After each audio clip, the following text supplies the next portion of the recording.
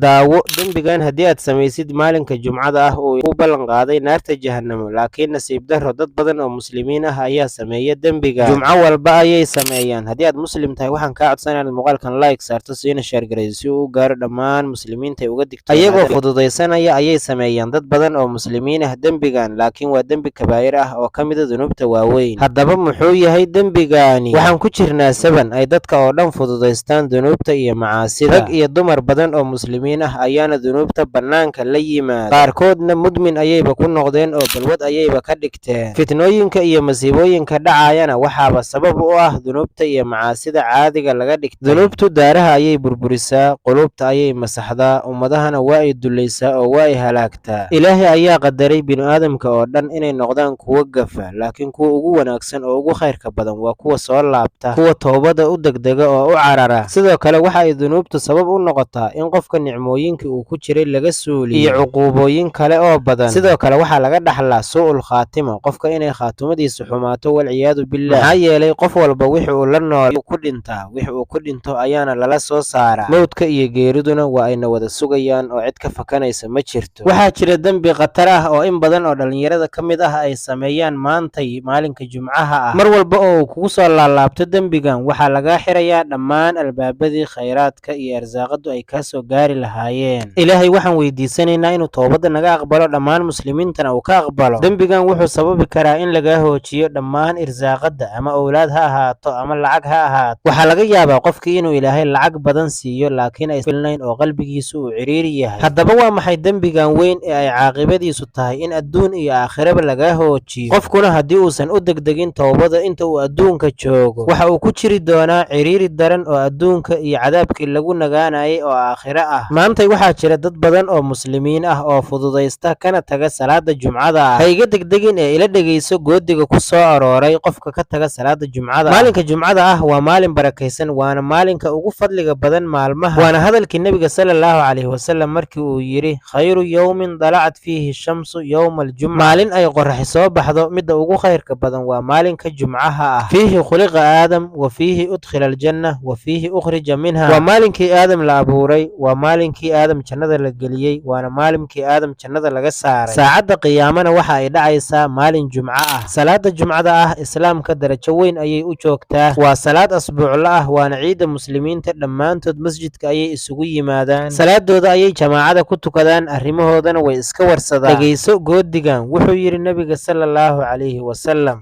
من ترك صلاة الجمعة 3 مرات بغير عذر طبع على قلبه. qofka salaada Jumcada ah 3 mar ka taga cududaar la'aan, Ilaahay qalbigiisa waa uu xiraa. Qof walba oo muslim ah ayay fardul cayn ku tahay. Cududaarka la siiyeyna waa haddii uu safar ku jiro ama uu jiran yahay. Inay muhiimad gooni ah leedahayna waxaa ku tusinaysa Ilaahay wuxuu yidhi subxaanahu wa tacaala: yaa ayuha aladiina aamanuu idaa nuudiya lis-salaah min yowmi aljumca fascaw ilaa dikriillaahi wadaru lbayc. Haddii salaadii Jumcaha ahayd laydinkugu yeero, ganacsiyadiinna ka taga oo aada xuska Ilaahay. Ugu yaraan 3 qof asxaabtaada ka mid ah u sheer gareen muuqaalkan.